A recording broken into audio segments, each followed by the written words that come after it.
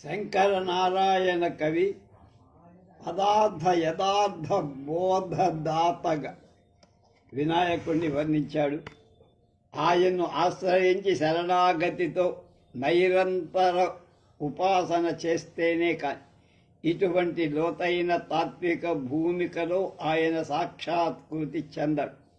అలాగే విశిష్టమైన నాయకుడు, విగత నాయకుడు అయిన వినాయకుడు సాక్షాత్ పరబ్రహ్మమే కానీ వేరు కాదు. సమస్య స్వామి తత్వం లేదు, తత్వంలో లేదు. ఆయన జయంతి వేళల్లో సైతం అశ్లీలమైన పాటలకు భావాలకు చోటిచ్చి తనను తాను పరిమితం చేసుకునే మానవ బుద్ధిలో వినాయక తత్వంలోని యథార్థ సమీకరణ రహస్యాలని తెలుగు కవులకు తెలిసినంతగా మరెవరికి తెలియవేమో అనిపిస్తుంది. సాక్షాత్తు సరస్వతిని సత్యలోకం నుండి ఆంధ్రదేశానికి దింపిన ఆంధ్ర మహాకావ్యకర్త తమ కావ్యాదిలో కుత్తుకలను యావత్తు సాచి గగుర్బాటుతో మేను జలధరిస్తుండగా ప్రార్థన పద్యాలను అల్లి పాడటమే దీనికి సాక్ష్యం. నీవంత వాడివి ఎంత వాడివని సాధారణ ఉక్తులు కానివి కల్పనా వైభవంతో తడుకులీనే పద్యాలు. కృతి ప్రారంభంలో భగవత్స్తుతి చేస్తూ ఉత్తమోహాలను వెలయించిన కవి సంప్రదాయం తెలుగులో కొన్ని వందల ఏళ్ళు జీవనదిగా పరవళ్ళు తొక్కి ఈ పద్యాలతో కవిత్వానికి సంబంధించిన ఊహ ద్వారా గొప్ప దైవ స్ఫూర్తి కలుగుతుంది. భగవంతుడితో పాటు కవిత్వము, భాషా సాహిత్యాలు, రసజ్ఞత ఇలాంటి సత్వగుణాలన్నీ ఒకేసారి వృద్ధి పొంది చోటు చేసుకొని ఆధునిక యుగంలో కేవలం పద్యమనే చందో రూపం వెనక దాగిన కారణం చేత గొప్ప కవిత్వం చీకట్లలో మగ్గుతుంది. కావ్యంపై మక్కువ ఉండి పద్యాన్ని సహించే వారిలో కూడా ప్రార్థనా పద్యాల పేజీలు వడిగా పక్కకు తెప్పి అసలు కథలోకి ప్రవేశిద్దామని చూసేవాళ్ళు ఎక్కువ.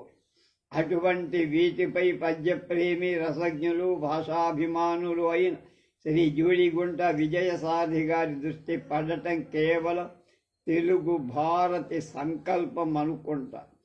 సారథి గారు ఫేస్బుక్ మాధ్యమం ద్వారా నాకు పరిచయం. పద్య కవిత్వంలో స్వారస్యాలను పసిగట్టల వివేకం కలవారని ఆయన వ్రాతలను యూట్యూబ్లో ఆయన చేసిన రోజుకో తెలుగు పద్యం ఇత్యాది శీర్షికలు చూస్తే వెంటనే అర్థమైపోయి ఆ విద్యాగుణమంతా ఈ రచనలో సంపూర్ణంగా ప్రతిఫలించి ఈ రచనలో సారథి గారు ఎన్నుకున్న అంశము అనర్ఘమణులు లాంటి పద్యాలు ఒక ఎత్తైతే నేటి కాలానికి అవసరమైన విధంగా అర్థవంతంగా వారు వ్యాఖ్యానించిన తీరు మరొకటి. ప్రతి పద్యానికి వారికి సముచితంగా తోడు నిలిచిన గణపతి చిత్రాలు ఆయా చిత్రకారులెంతటి మనోవంతులో చెప్పకనే చెబుతాయి.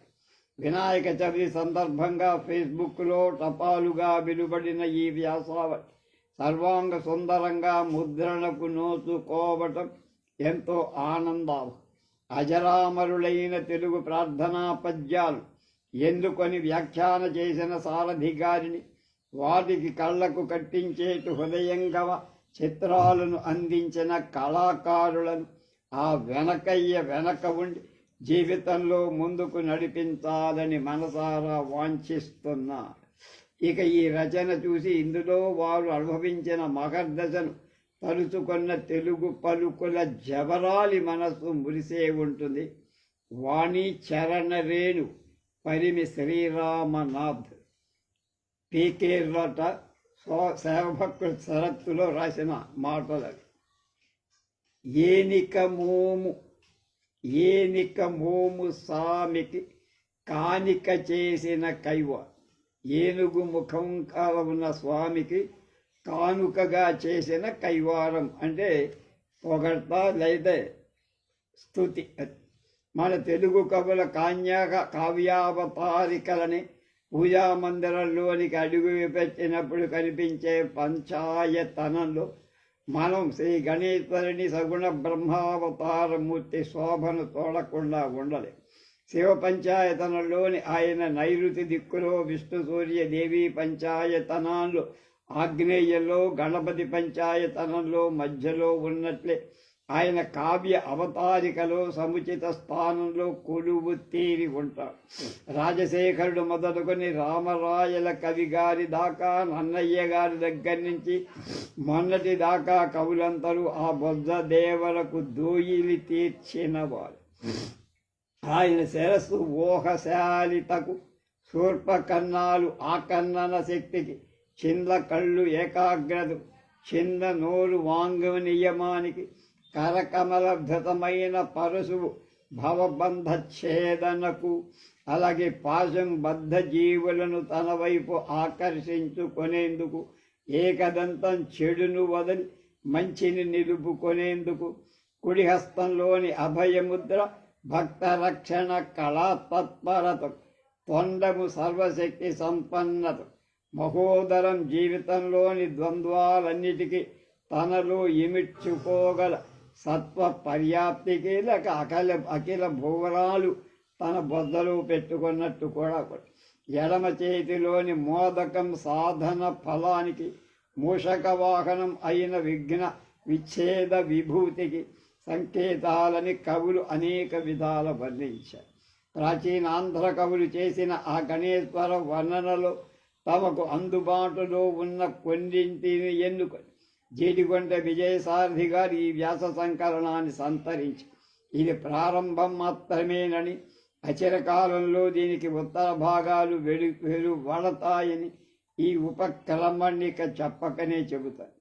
సద్విద్యాముష్యాణులైన శ్రీ విజయసారథి గారు ప్రఖ్యాత రచయిత శ్రీ జీడిగొండ రామచంద్రమూర్తి గారి సత్పుత్రుడు.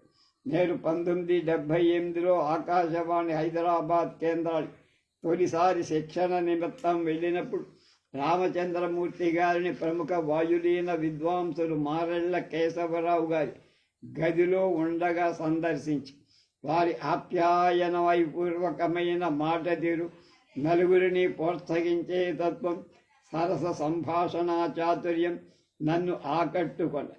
ఆ తర్వాత చాలా ఏళ్లకు మా కుటుంబానికి సన్నిహిత మిత్రులైన గిరితూరి సూర్యం గారు తాము దర్శకత్వం వహించిన అమృత కలశం చిత్రాన్ని దూరదర్శన్లో ప్రసారం చేయించే పని మీద ఢిల్లీకి వచ్చాడు. రామచంద్రమూర్తి గారు ఆ సినిమాకు రచయితగా పనిచేశారని తెలిసింది.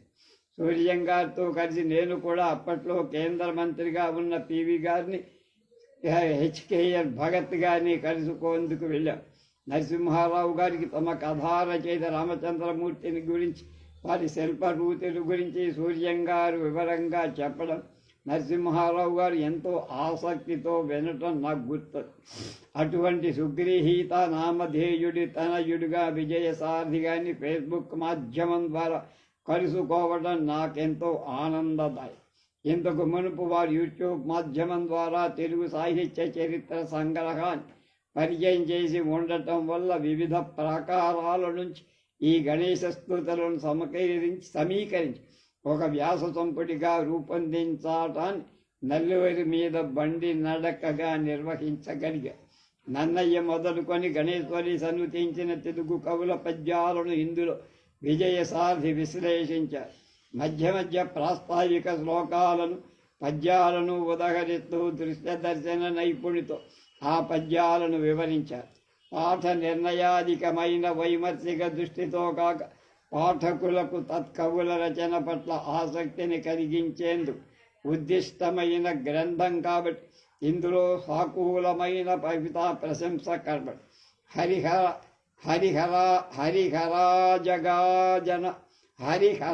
అజగ గజాననార్కషాస్యమా మాతృ సరస్వతి గిరిసుదిత దేవతా తదికి నమస్కృతి చేసి అన్న నన్నయ్య గారి పద్యాన్ని ఉదహరించి కొద్దిపాటి వ్యతిక్రమాన్ని సహిస్తే దాదాపుగా ఇదే క్రమంలో నందచూడిని దేవతాస్తుతిని కావించి ఉండటం గమనార్హం. నందచూడిన తర్వాత వసితాంబుదంబు అన్న సన్నుతిలో సిద్ధదంత ముఖంబు అన్న పాఠాన్ని వీరు తీసుకొని సిద్ధదంత యుగంబు అని వ్రాతప్రతి గణేశ్వరుడు భారత ఇతిహాస లేఖకుడు కాకమునుపడి రూపధేయమన్నమాట. అది అంకము చేరి శైల తనయస్తన దుగ్ధములాను వేళ అన్న అల్లసాని పెద్దన్న గారి పద్యాన్ని విజయసాది గారు ఎంతో అందంగా వ్యాఖ్యాని. దానికి పిల్లల మర్రి పెనవీరభద్రి శృంగార శాకుంతలోని పద్యం మూలం కావచ్చని కూడా అన్నారు. అది సమంజసం. తులనాత్మక అధ్యయనం చేయదలిచిన వారు ఇంకొక శ్లోకాన్ని కూడా చూడొచ్చు. పాయోద్దో గణనాయక పశుపతే రంకే చిరం సంస్థితో వామార్ధాంగ విరాజితాం గిరిసుతాం జ్ఞాత్వా నిజాం మాత తుండాగ్రం ప్రవిసార్య సంస్మితముఖః పీత్వా స్థనం చాపరం పాతుం ప్రీతమనః స్థనం మృగయతే విఘ్నాంతకః సర్వద. శ్రీనాథుని భీమేశ్వర పురాణంలో అద్భుతమైన పద్యమిది. ఏనిక మోము తాల్పెరుక నెక్కున రావుతు గౌతు సౌరసేనాని యనుంగు పెద్దన వినాయక దేవుడు కన్నతాళ ఝంఝానిల తాండవంబున నిరంతరమున్ ప్రబలాంతరాయంత రాయ సంతాన మఘాఘన ఘన కదంబున్ విదలించుగావుత. వ్రాత ప్రతులలో దీని రూపమిది. ఏనిక మోము తెల్లెలుక నెక్కిన రావుతు రాచవారు సేనాని యనుంగు పెద్దన వినాయక దేవుడు కర్ణతాళ జంఝానిల మారుతంబున నిరంతరమున్ ప్రబలాంతరాయ సంతాన కిలాకినాకినకి దంతములను విదలించుగావుత. కనుక ఇంతటి దురుద్ధ అవస్థలో ఉన్న పద్యానికి ప్రాణం పోసిన పరిష్కర్తల కృషిని ఎంత మెచ్చుకున్నా తక్కువే అంటున్నారు. తెలుగు కవులు శ్రీ గణేశ్వరుని ఎన్నెన్ని తీరుల అన్వీకరించి ఎన్నెన్ని రీతులు అభివర్ణించారు. ఆధునిక పాఠకులకు అభిమాన ఆసక్తులను కలిగించే కవితాత్మకమైన శైలిలో విజయసాది గారు ఈ చిన్న పుస్తకంలో అందంగా అభివర్ణించారు. సుమారు 25 మందికి పైగా మహాకవుల 30కి పైగా పద్యాలు పరిచయం చేశారు. అందుకు అనువైన రూపణ చిత్రాలను ఎన్నుకొని తమ వ్యాసాలకు జోడించడం బహుముఖీనమైన వీరి అభిరుచికి నిదర్శనం. అందువల్ల మనోమయ కోశంలో ముద్రితమైన పద్య సంచయాన్ని నెమరు వేసుకుంటూ పురావస్తు ప్రదర్శనాలయంలో నిలబడి కుడ్య సంచయం పైన చిత్రాలను నేత్రపర్వంగా తిలకిస్తున్న అనుభూతి కలుగుతుంది. శ్రీ విజయసాది గారు ఈ కృషిని మరింత కొనసాగించి ఈ గ్రంథ పరిధిని మరింత విశాల కథిత కథంతంగా విస్తరించి తెలుగు సాహిత్య చరిత్రకు ఆధార కల్పాలు కాగల అనేక అమూల్య ఆభరణాలను చదువుల తల్లి పాదాల చెంత అలంకరించాలని ఇదే నా సర్వ అభినందన పూర్వక మంగళాశంస అన్నారు ఏల్చూరి మురళీధర్రావు. 31 అక్టోబర్ 2023 కొత్త ఢిల్లీ నుండి. దీనికి చిత్రాలు వేసిన కూచి చిట్టి దంతి. అసలు తెలియక అడుగుతా వినాయకుడిని వినాయకుడిగా అక్షర శిల్పీకరణ చేయటం ప్రజ్ఞ కాదు. ఆ మాటకొస్తే ఆ దేవదేవుణ్ణి మనోనేత్రానికి భక్తిభూతద్దాల దాబుతో రెప్పవాదుని మనస్సుతో శాటిలైట్ సర్వే చేయాలి. కవికుల గురువు తిలక్ మాటగా అది అంతరాంతర జ్యోతిష్యమల్ని బహిర్గతం చెయ్యాలి. పరిధి విస్తరి గణేశ తత్వం అనుభవైక వేద్యం అమృత గంగామయంగా దానితో రమిస్తే అది ఓటబ అంతర్వాహిని దైవ ప్రకృతిలో మడిగా విహరించటం లాంటి ద్విజన్ముని విరూపుని మేలిమి విరాట్ స్వరూపము అని మొదలైన భావన చేస్తే ఆ రూపంలో అపురూప తాత్విక చేతన ఈ జాతికి వెన్నుదన్ను కదా. గుజ్జు రూపపు గుణింతం మనసు అసాధారణ వల్లి సర్వసాధకం ఈ అసాధారణ తత్వాన్ని స్మరిస్తే చాలు ఏమిటేమిటో వసుధైక ప్రకంపన పసందైన ప్రకంపనల నక్షత్ర ధూళి అంతర్స్మృతి ఈ దేహాత్మల ఈ సంగమ ద్వీపాన వంకర్టింకరసో ఒక జాతి నిత్య నైమిత్తకాలం ఆదిమ దేవుడైన ఒక శుభవేళ మన నట్టింటి తమలపాకు కొలువు తీరడంతోనే ఈ భువి వైభవం ఇక్కడ ప్రతి మనసును నైమిషం చెయ్యదా అంటే నైమిషారణ్యమంత పవిత్రత అది యద్భావం తద్భవతి ఈ గజానన ఆవాహన పిండి బొమ్మ పిపీలకాది బ్రహ్మ పర్యంతం రంజింప చేయడం విశేషించి ఇంట్లో తారాడే పసి దేవుడుగా ఈ చిట్టి దంతి మనలో మమేకం అవ్వడం వాడి అమృతత్వాల అవసారపు అభయమం తల్లి పార్వతి నునువ్రేళ్లతో మెదపుతో నుదిటి రాత రాయించుకు సృష్టించబడ్డ ఈ గుప్పెడు బొడతడి గణాధిపత్యం ఈ సృష్టికి ఆధ్యాత్మిక సెగబంతి పాదాది శరః పర్యంతం ఓకో యోగశక్తికి ఆలవాలం అయిన ఈ జ్ఞాన గణపయ్య సుజ్ఞాన రూపాన్ని మహామహుల మహోన్నత మనోనేత్రం దర్శించి తరించి ఈ ఆధ్యాత్మికాల భక్తి యోగ సాధనను మన ముందు హిమాలయ సదృశాన నిలిపిన వేళ ఈ సాధనలో లోతు చెమ్మను అమృతతుల్యంగా తనదైన మడి శ్రద్ధతో శంకుతీర్థంగా అందించాలని విజయ గణేశుని ఈ సత్యస్ఫూర్తి రచన ఆ తల్లి ఈ తల్లి గార్ల చల్లని దీవెన ఆ తల్లి అంటే పార్వతీదేవి ఈ తల్లి అంటే సరస్వతి కాలాలకు నిలిచే భక్తి యోగ ఆరామాల విహారుడై మన ఆత్మీయ స్నేహ సారథి చేస్తున్న ఈ గణేష్ అంటే విజయ సారథి అక్షరాక్షర సౌగంధిక సుమసేవను మనసారా అభినందిస్తూ తను అందించిన ఈ గణేశ మహిమామృత నైవేద్యాన్ని కళ్ళకద్దుకొని సేవించి తరిద్దాం మనం ఇంటి చంటి పిల్లాడి కథలుగా లోకం మొగసాల ముందు బాసింపట్టు వేసు కూర్చొని శృతిగా పాడుకుందాం వేదాలు మహాగణపతిం మనసా స్మరామి ఇది గణేశం కూచి చిత్రకారు.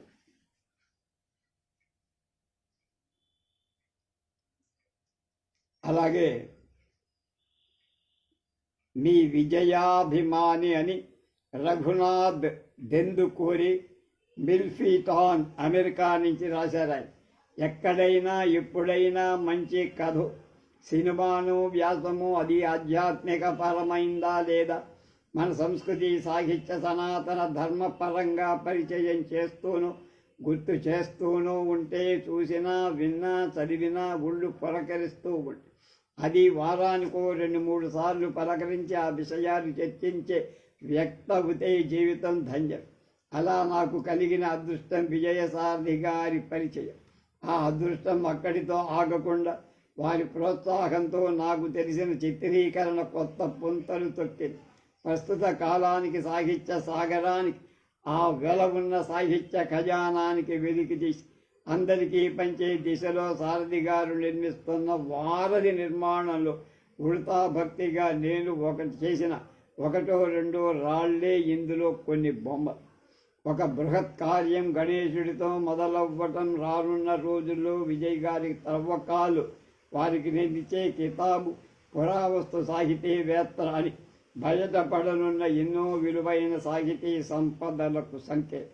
విజయసారథి గారి విశిష్ట సవివరమైన పరిశోధన పలువురికి అందిస్తూ మనం చూడని ఎన్నో సాహిత్య కోణాలని పరిచయం చేస్తున్న సేవ అమోఘం. మన సనాతన ధర్మ విశిష్టత మన ముందు తరాలకు అందుతున్న నమ్మకాన్ని బలపరుస్తూ ఒక ఆలోచన చిత్రరూపం ఇవ్వడం నాకు ఇష్టమైన ప్రక్రియ. అలా నా చిత్రకళ అవధానంలో విజయసారథి గారు ప్రథమ పృచ్ఛకుడు.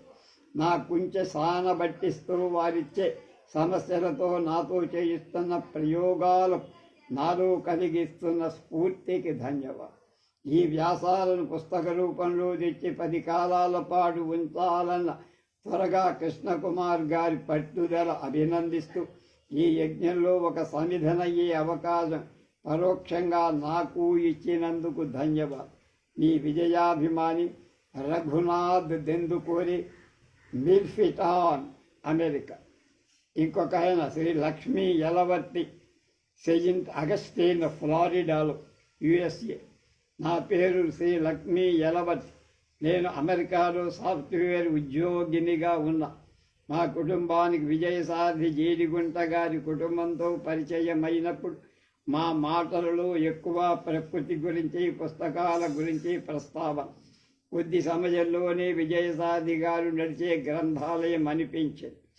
అనర్గళంగా మాట్లాడుతూనే ఉన్నారు. కొంచెం కూడా అసహజంగా అనిపించలేదు. విజయ్ గారి ముఖ పుస్తకం ఫేస్బుక్ చూస్తే ఎక్కువగా సూర్యోదయ, సూర్యాస్తమయ సరస్సులో అందమైన కలువలు, విహంగాల వీక్షణ, అలా ప్రకృతిలో తాను మమైకమై వారి ఆనందాన్ని అందరికీ పంచుతూ ఉంటారు. ప్రాచీన తెలుగు సాహిత్యంలో విఘ్నేశ్వర స్తుతి పద్యాల మీద వ్యాసాలు వినాయక చవితి రోజున మొదలుపెట్టి అందరికీ సులువుగా అర్థమయ్యేలా ఎంతో చక్కగా తరదైన సరళిలో ఫేస్బుక్ ద్వారా మనకందరికీ అందించారు. శ్రీనాథుడి కావ్యాలు కొన్ని అందుబాటులో లేనివి కూడా సేకరించి అందులోని పద్యాలు, వాటి భావాలు ఎంతో అర్థవంతంగా వివరించి మొదటి వ్యాసానికి నేను వేసిన శివుడితో వినాయకుని దూబూచులాట చిత్రం ద్వారా ఈ గణేశ స్తుతి పద్యాల పుస్తకంలో చిన్న స్థానం సంపాదించుకున్నందుకు నాకు చాలా సంతోషంగా. విజయసారథి గారు మన తెలుగు ప్రాచీన సాహిత్యంలో మరిన్ని గణేశ స్తుతి పద్యాలతో త్వరలోనే మరొక ముద్రణ ప్రచురించాలని ఆ విఘ్న నాయకుడిని ప్రార్థిస్తూ Lakshmi Yalavarthi, Sri Lakshmi Yalavarthi, Saint Augustine, Florida, USA. అలాగే అమృతవల్లి కవి అక్కరాజు, ఫ్రిస్కో, టెక్సస్ రాష్ట్రం. శ్రీ మహాగణాధిపతి నమః. శ్రీ గురుభ్యో నమః. సాహితీ బంధువులకు వందనం. బంధాలు, అనుబంధాలు, సాహితీ బంధాలు అన్నీ దైవ సంకల్ప. ఎక్కడో భారతదేశంలో కూడా ఎప్పుడూ కలవని మా బావగారు జీడిగుంట విజయసారథి గారిని ఇక్కడ ఖండాంతరాలకు తరలి వచ్చిన పిమ్మట తరచూ కలిసే అవకాశం రావడం సాహితీ సరస్వతి కృప. రోజుకో తెలుగు పద్యం శీర్షికన ఆయన గానం చేసిన పద్యాలు యూట్యూబ్ మాధ్యమం ద్వారా వింటూ ఆయనకు అభిమాని అయ్యా. తెలుగువారికే సొంతమైన పద్య ప్రక్రియ నేటి తరానికి కావలసిన విషయ వివరణతో అందివ్వడంలో సారథి గారి సిద్ధాహస్తం. నేడు వారి పద్య వ్యాఖ్యానం ముద్రణ రూపంలో గణపతి స్తుతి పద్యాలతో ప్రారంభం కావటం నాకు మహదానందాన్ని కలిగిస్తుంది. దీనికి ముందు మాట వ్రాసే అవకాశం దొరకటం కూడా యాదృచ్ఛికం అనుకోరు. నాకు పద్యం అంటే మక్కువ కలగటానికి, పద్య రథంలో నా పయనానికి సారథి ఈ సారథి గారు అని చెప్పడం అతిశయోక్తిక. ఈయనకు పద్యం అంటే ఎంత ఇష్టమో ఆయన పాడే ప్రతి పద్యంలో ధ్వనిస్తుంది. కేవలం సాహిత్య పరంగానే కాక కవి అందించిన భావ సౌందర్యాన్ని మన ముందు ఆవిష్కరించటంలో ఆయనే సాటి. సారథి గారి సాంగత్యంతో పద్యం చదవటం మొదలుపెట్టిన నేను ఆయన ప్రోత్సాహంతో సొంతంగా పద్యాలు వ్రాసే స్థాయికి ఎదగటం నాకో వరం. ఈ సందర్భంగా బావగారికి అభినందన కుసుమం ఈ కందం. తెలుగున పద్యము పాడగా కలిగే భావన మనసున గారము నింపు తెలుపును సారథి వచనం కలితార్థమునిచ్చునెప్పుడు కందువ మనకును. ఇక నా చిత్రకళ కూడా ఈ పుస్తకంలో చోటు దొరకడం ఆ గణనాథుడి లీల. నాకు ఎంతో ఇష్టమైన మొల్ల రచించిన పద్యానికి జతగా ఈ చిత్రం వేయటం నా అదృష్టం. శ్రీ గణేశుని స్తుతి పద్యాల ద్వారా ప్రాచీన కవుల శైలిని, పద్య విన్యాసాలను ముఖ పుస్తకం ఫేస్బుక్ ద్వారా కాక ఘన పుస్తక రూపంగా కూడా అంటే ప్రింటెడ్ బుక్గా అందరికీ అందించే ప్రయత్నం చేస్తున్న సారథి బావ గారి, ఆయనకు సహకారం అందిస్తున్న సాహితీ మిత్రులకు ప్రత్యేక ప్రశంసలు, అభినందనలు. మీ అమృతవల్లి ఆ పేరు బ్రాకెట్లో కవి అన్నమాట, అక్కరాజు, ఫ్రిస్కో, టెక్సాస్. ముందుగా ఒక్క మాట అంటున్నారు, Vijayasarathi Jeedigunta, Orlando, Florida, America నుంచి. కొన్ని పరిచయాలు, సంఘటనలు, దైవ నిర్ణయం. మనం ఎవరికి పుడతాము, ఎవరెవరు పుడతారు, మనకెవరు పుడతారు భగవంతుడు నిర్ణయించిన మన మిత్రులను ఎంచుకునే నిర్ణయం మన చేతుల్లోనే ఉంది. కానీ నా మటుకు నాకు మన స్నేహితులు, సన్నిహితులు కూడా ఎప్పుడు ఎవరు ఎందుకు ఉండాలో ఆ దేవుడి చేతుల్లోనే ఉందనిపిస్తుంది. ఈ మాటకొస్తే ఒకసారి ఫేస్బుక్లో స్నేహితులను కూడా ఆ దేవుడే ఒక ప్రయోజన నిమిత్తం కల్పిస్తాడేమో అనిపిస్తుంది. నా ఫేస్బుక్ పరిచయాన్నే నేను జీవితాంతం రుణం పడి ఉండాల్సిన ఎంతోమంది మిత్రులుగా మారాయంటే అది నిజంగా నా పూర్వజన్మ సుకృతం. 2005లో ఫేస్బుక్లో అడుగుపెట్టిన నేను ఆ సామాజిక మాధ్యమం ద్వారా ఎంతోమంది సాహితీవేత్తలు, సినీ ప్రముఖులు, వ్యాపారవేత్తలు, వ్యక్తిత్వ వికాస నిపుణులు, కవులకు, పుస్తక రచయితలు, ప్రచురణకర్తలు, సన్నిహితుణ్ణి, మిత్రుణ్ణి కాగలిగానంటే అదంతా భగవద్ అనుగ్రహంగానే భావిస్తాను. ఫేస్బుక్ పుణ్యమా అని నాకు తోచిన విషయాలు రాస్తూ, తీసిన ఫోటోలు పోస్ట్ చేస్తూ, వీడియోలు షేర్ చేస్తూ కొంచెం ప్రతిభా ప్రదర్శన కూడా చేశాను.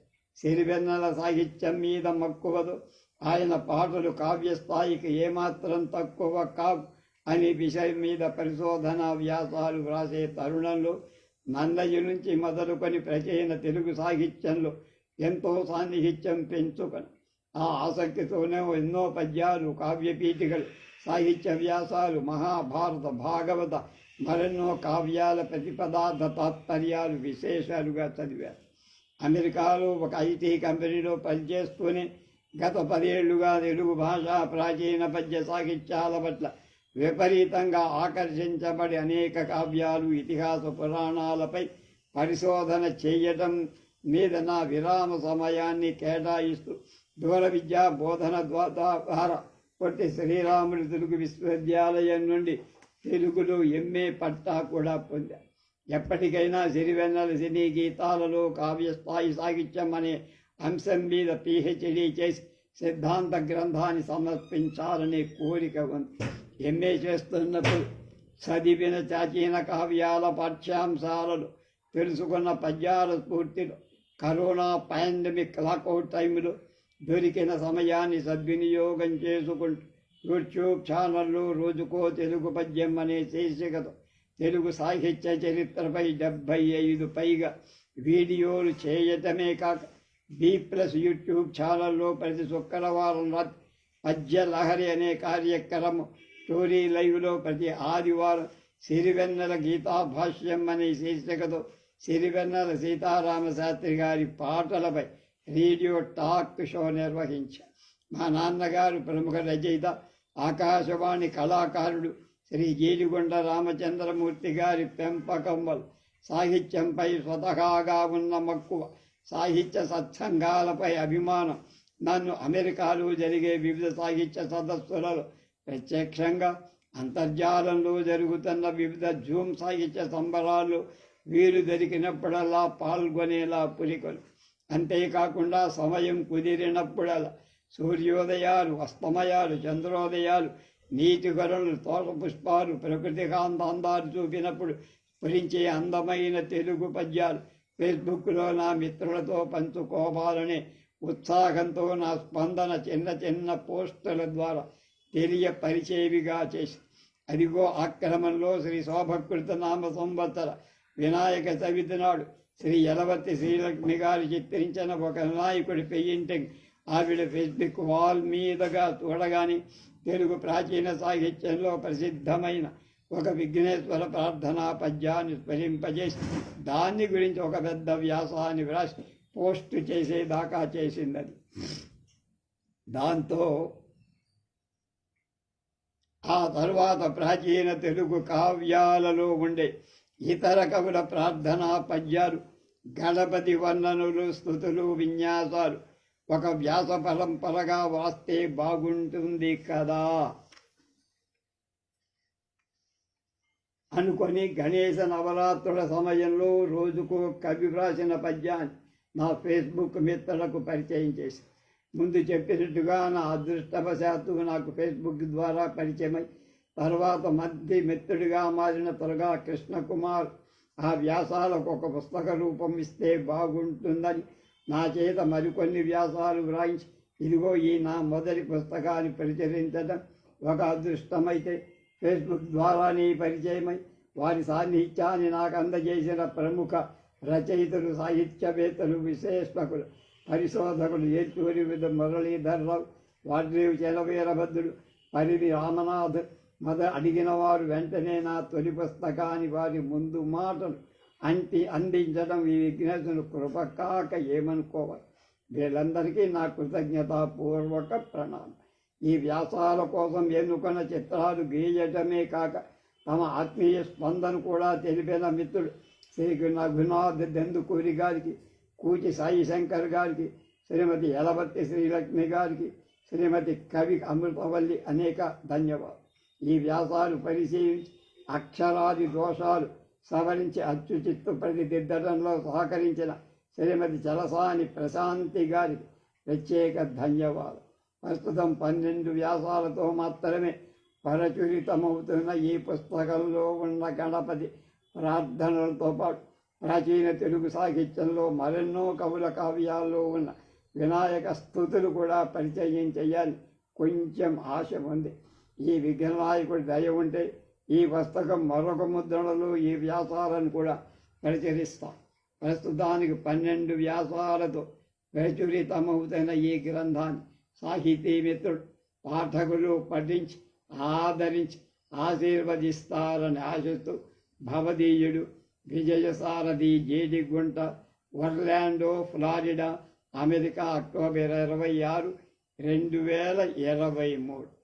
అంకితం 1970 సంవత్సరంలో మా విజయనగర కాలనీలో ఎవరో ఇల్లు కట్టడం కోసం భూమిని త్రవ్వినప్పుడు బయటపడి అదే స్థలంలో ప్రతిష్ఠించబడి అప్పటి నుంచి అశేష జనావళితో పూజింపబడుతున్న లక్ష్మీ గణపతి స్వామి మేము మా ఇతర కుటుంబ సభ్యులు తలపెట్టినటువంటి శుభకార్యాలను ఎన్నో విఘ్నాలు లేకుండా నిర్వహింపచేశారు. నా చేత ఈ ప్రాచీన తెలుగు సాహిత్యంలో ఆయన స్తుతులను కూడా ఆయనే వెలికి తీయించి విశ్లేషింపచేశాడనుకొని భావిస్తూ నా ఈ తొలికుడి అఖిల జగాల తొలి జోతనందుకుంటూ మేము 30 ఏళ్ల పాటు నివసించిన మా విజయనగర కాలనీలో శ్రీ లక్ష్మీ గణపతి రూపంలో వెలసిన ఆ విఘ్నేశ్వరుడికే అంకితం చేస్తున్నామన్నాడు.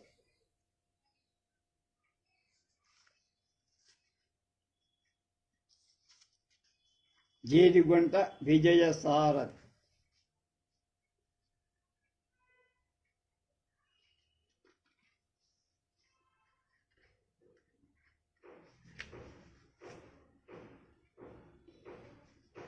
ఇక అసలు కథలోకి వస్తున్నాం.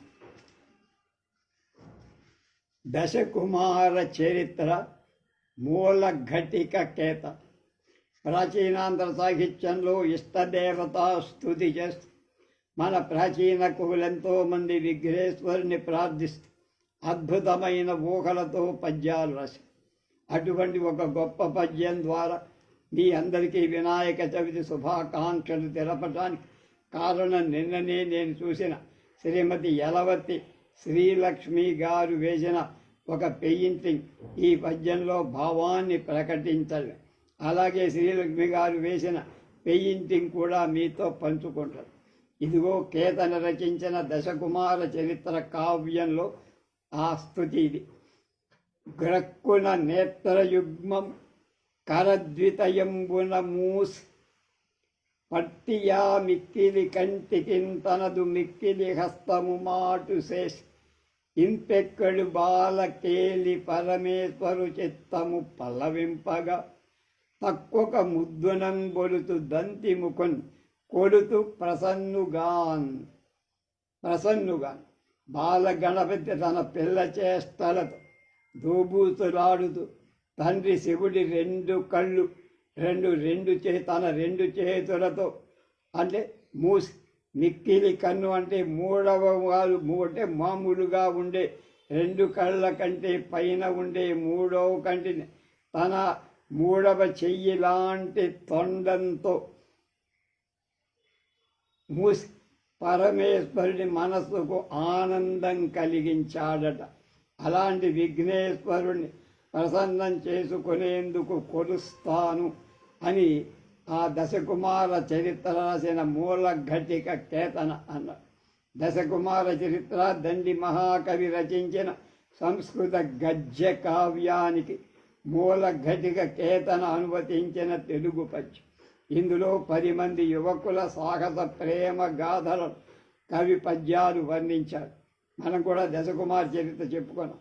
ఇది 12 అధ్యాయాలు 1625 పద్యాలు ఉండేటువంటి 1625 పద్యాల కావ్యం. ఇందులో కేతన ఆనాటి సంఘ స్వరూపాన్ని, ఆచారాలను, ఆభరణాలు వర్ణించారు. సంస్కృత మూలంలో లేని పెక్కు సంప్రదాయాల వర్ణన ఈ కావ్యంలో కేతన పొందుపరిచి ఆంధ్ర ప్రాంతం కోడి పందాలాట కూడా కేతన వర్ణించి ఇది మహాకవి అయిన తిక్కనకు అంకితం చెయ్యబడి ఈ గ్రంథం 1901లో ఒకసారి, 25లో శేషాద్రి కమన కవులు, రమణ కవులు పరిష్కరించగా వావిళ్ళ వారు రెండవసారి ప్రచురు. ఈ గణేశ నవరాత్రులంటే ఈ రోజు నుంచి 9 రోజులు నాకు దర్శన వచ్చిన 9 ప్రాచీన కవుల వినాయక ప్రార్థనా పద్యాలను పరిచయం చేయటానికి ప్రయత్నిస్తున్నా. 2 చేతులతో తొండంతో శివుడి యొక్క తండ్రి అయిన శివుడి యొక్క 2 కళ్ళను, 3వ కన్ను కూడా మూసేటువంటి గణేశుడు ఇలా ఉండాలి.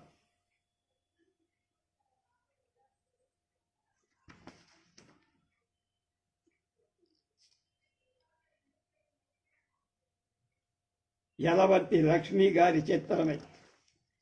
2వది కుమార సంభవం నన్నెచోడు. మన తెలుగు సాహిత్యంలో మొదటగా గ్రంథస్థమైన కవిత్రయ భారతానికి శ్రీకారం చుట్టి ఆది కవిగా పిలువబడి నన్నయ్య భట్టు భారతంలో విఘ్నేశ్వరుడికి ప్రత్యేక స్తుతి చేస్తూ వ్రాసిన పద్యం లేదట. అలాగే తిక్కన ఎర్రనలు కూడా భారతంలో గణేశ ప్రార్థనా పద్యాలు వ్రాసిన దాఖలా కూడా లేదు.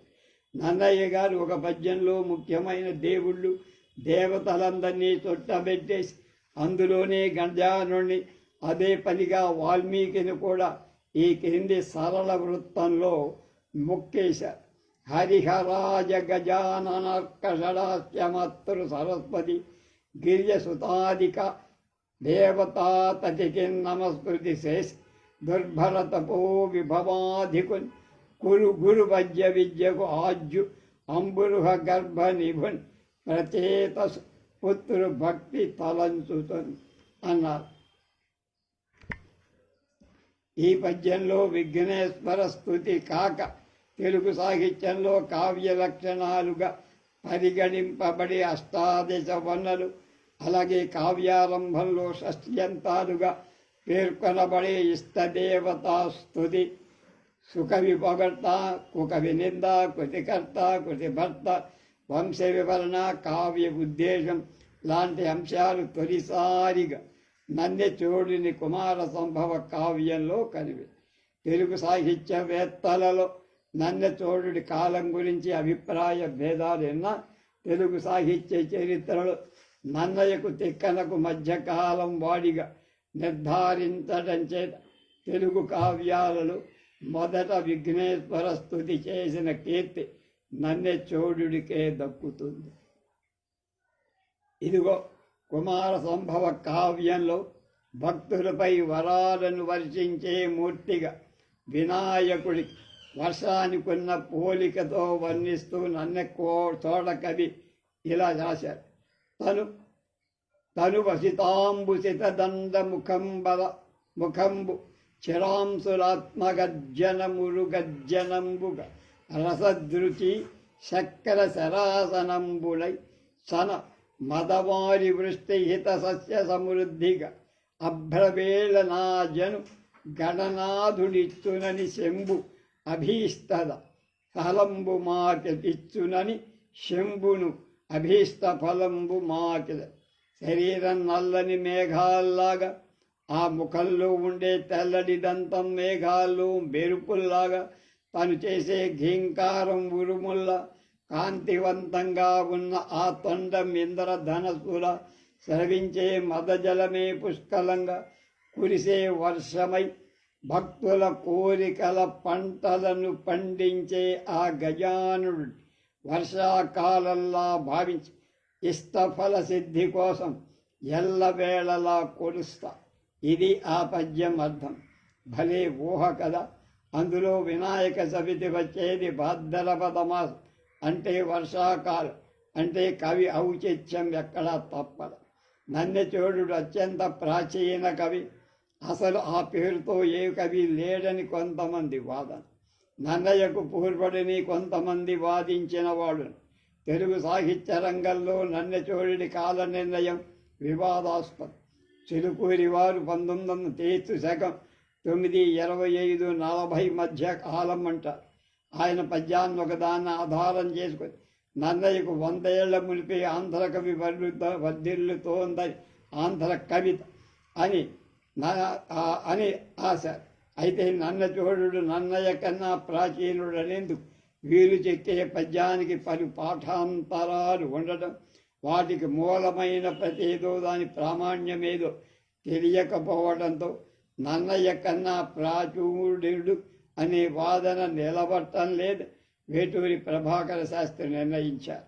12వ శతాబ్ది చెప్పిన శోభనాథుని కవిత్వం, కుమార సంభవాలలో చాలా దగ్గర పోలికలున్నటువంటి పద్యాలు కనిపిస్తాయి. నెట్టను నేలకు నింగిన సూత్తర నుంచి గట్టె వెన్నెల గుంపుగా చేయవచ్చి వసవు పురాణం వరకు ద్విపదలు నేలయు నింగియు దాలమును వాయింప కుమార సంభవం వంటి పద్యాలు ఒకే రకంగా ఉన్నాయని పండితులు రాశారు. వేటూరి వారి ఈ రీత్యా కాలం విషయంలో చిరు భేదమే కలిగి ఉన్నారేమో. ఆ వివాదాలను పక్కబెట్టి జాను తెలుగులో ఎంతో ప్రసిద్ధిగాంచిన కుమార సంభవ రచయిత నన్నెచోడుడు 12వ శతాబ్దికి చెందినవాడుగా తెలుగు సాహిత్య చరిత్ర పుటలను అలంకరించి, అందుచేత ఈ విధయం శైవ కవిగా కూడా ముద్రపడ్డాడు. నన్నెచోడుడు కుమార సంభవం రాసిన కుమార సంభవానికి యథాతథ అనువాదం కాదు. కాళిదాసు రచనలో ఇతివృత్తాన్ని మాత్రమే తీసుకున్నాడు. శివస్కాందవాయు బ్రహ్మాండ మహాపురాణాల్లో, భారత రామాయణాల్లో సంగ్రహంగా ఉన్న వాటినే ప్రబంధంగా మలిచారు.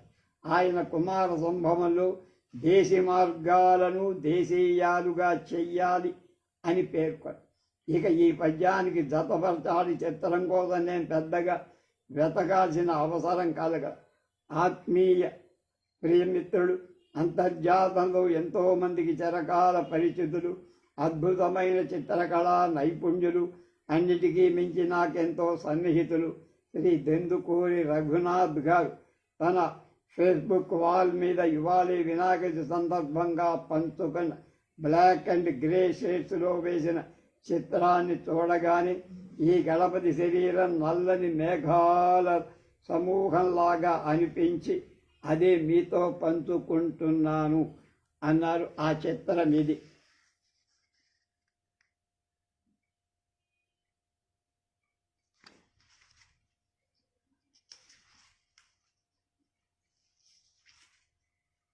ఇక ఇవాళ చివరి పద్యం ఆంధ్ర మహాభాగవతం బొంబెర పోతనామాచి.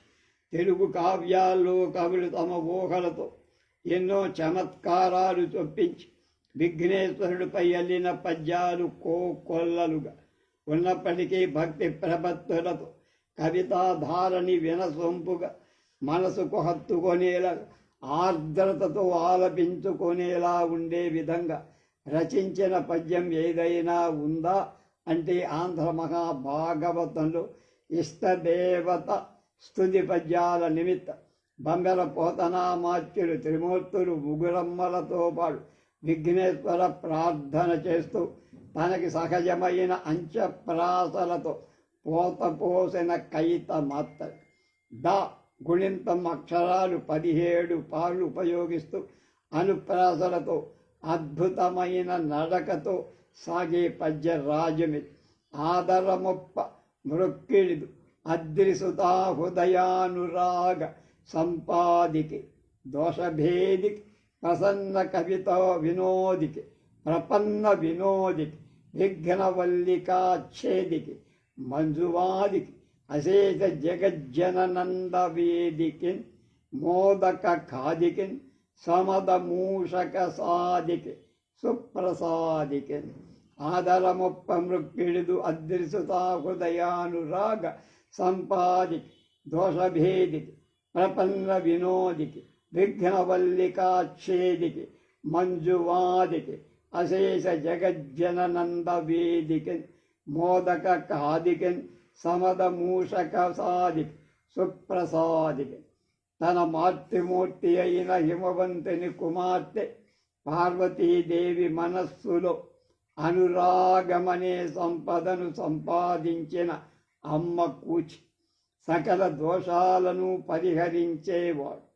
ఆశ్రిత భక్త జనావళి అమిత ఆనందాన్ని కలిగించేవాడు సమస్త విఘ్నాల సంఖ్యలను ఛేదించేవాడు మనోహరంగా మాట్లాడేవాడు 14 భువన భాండాలను జనసమూహాలకు ఆనందప్రద ఉండ్రాళ్లను తృప్తిగా ఆరగించేవాడు మోదక ఖాది గర్వంగా మూషిక వాహనం మీద సాగేవాడు మంచి బుద్ధిని ప్రసాదించేవాడు అయిన వినాయకుడికి మన్నన కలిగేలాగా మొక్కుతా.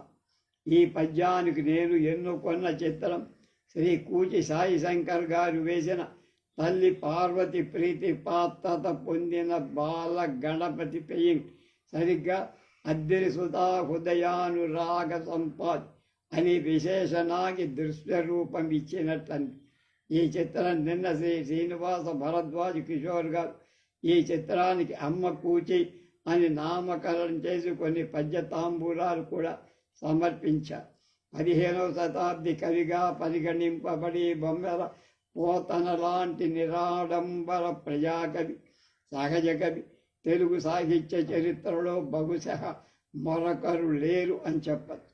పండిత పామరుల నిద్దరిని మెప్పించే విధంగా సంస్కృతంలో ఉన్న వ్యాస భాగవతాన్ని ఆంధ్రీకరించి అతని జన్మని తెలుగు భాషని తెలుగు వారిని కూడా ధన్యులను చేసిన ఘనత పోతనామాత్యుడికే చెందుతుంది. ఆంధ్రదేశంలో గత శతాబ్దం చివరి వరకు శ్రీ మదాంధ్ర భాగవతంలోని పద్యాలు వినని తెలుగు వాళ్ళు లేరు. ఇప్పటికీ తెలుగు సాహిత్యంలో కించిత్ పరిచయం ఉన్నవారికై ఆయన పద్యాలు ఒక పాదమైనా తప్పకుండా తెలిసే ఉంటుంది. శబ్దాలంకారాల సొగసుతో భక్తిరస ప్రధానంగా సాగి పోతన పదాల పోకళి అటు పండితులు ఇటు పామరులకు కూడా మనోహరంగా ధ్వనిస్తుంది. పోతన రచనాశైలి మధుర భక్తి అనేవి తరువాత తరాల కవులకు ఒక వరబడిగా మార్గదర్శకంగా నిలిచాయి. పూర్వపు వరంగల్ జిల్లా నేటి జనగామ జిల్లాలో భాగ్యమైన బొమ్మెర గ్రామంలో నివసించాడు అన్నారు. ఒంటిమెట్టలో ఉండేవాడని కూడా. ఇతని రచన వీరభద్ర విజయం, భోగిని దండకం, నారాయణ శతకం మొదలై శ్రీరాముడే తన చేత వ్రాయించాడని భాగవతాన్ని తుచ్చ సంపదల కోసం రాజులకు మరెవరకు అంకితమీయక శ్రీరామచంద్రుడికే సమర్పించిన భక్తాగ్రేసరుడు కవి సమ్రాట్ విశ్వనాథనాలు చెప్పినట్టు పోతన్న తెలుగుల పుణ్యపీఠి కరుణశ్రీ జంఝాల పాపయ్య సార్ సందేహపడినట్టు ఘంటం పంచదారలు అద్ది తాటాకుల మీద పద్యాలు రాయించకపోతే ఆ కవితాధారలు తీయదనం ఇంకే విధంగా వస్తుంది అని ప్రశ్న. ముద్దులుగార భాగవతం మున్ రచయించు పంచదారలో అద్దితివేమో గంట మహాకవి శేఖర మధ్య మధ్య అట్లద్దక వట్టి గంటమున అట్టిటు గీసిన పాటియాకులు పద్యములందు ఈ మధుర భావములు ఎచ్చటి నుండి వచ్చురా అన్నారు. కూచి సాయి శంకర్ గారు వేసినటువంటి అమ్మ కూచి గణపతి బొమ్మ.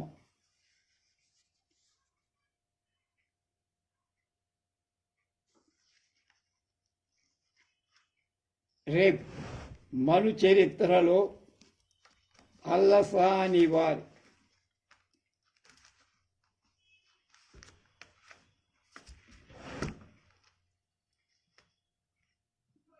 పద్యాన్ని తెలుసుకుందాం.